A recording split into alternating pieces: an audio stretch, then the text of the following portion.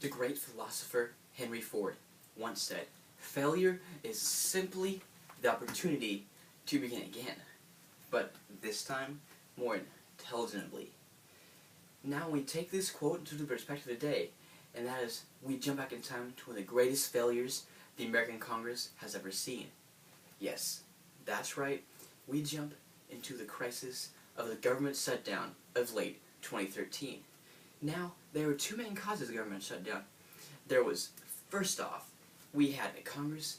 Since our Congress has been the worst at making political decisions, even worse than the Do-Nothing Congress of 1943.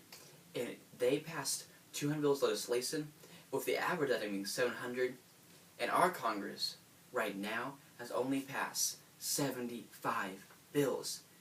Now, that may sound like a decent number, but most of these bills are just for grants, for giving money away, or congratulating this person or that person. Which leads us to the question today: who will control the Senate in the next election?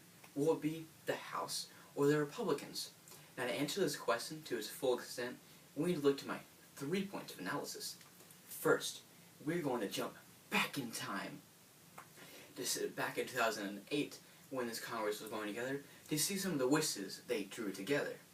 And second, we're going to be looking at some of the math statistics it's going to take for this Congress to be fully developed.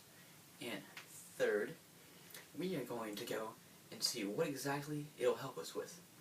So now, we're going to, first off, jump back in time.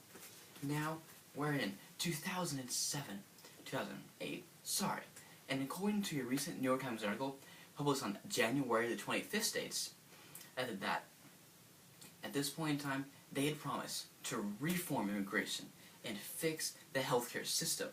Now, what we know is, one of these was able to happen and one of these wasn't. Which according to the New York Times article says our healthcare system has actually improved. And the immigration reform, they made a breakthrough with.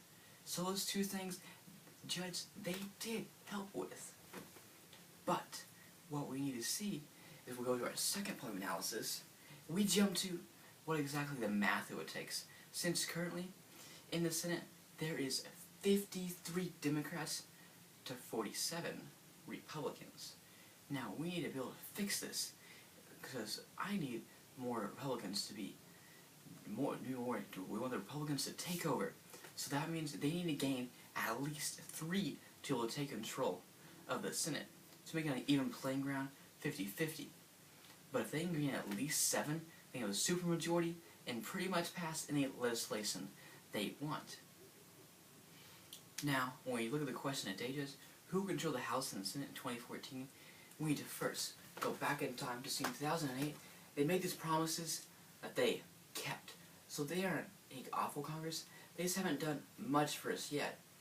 And now, we look to what they're going to promise, we see it's going to be okay, but it's not great. So I believe the Republican Party will control the House in 2014. And as Henry Ford said, failure is simply the opportunity to begin, but this time more intelligently.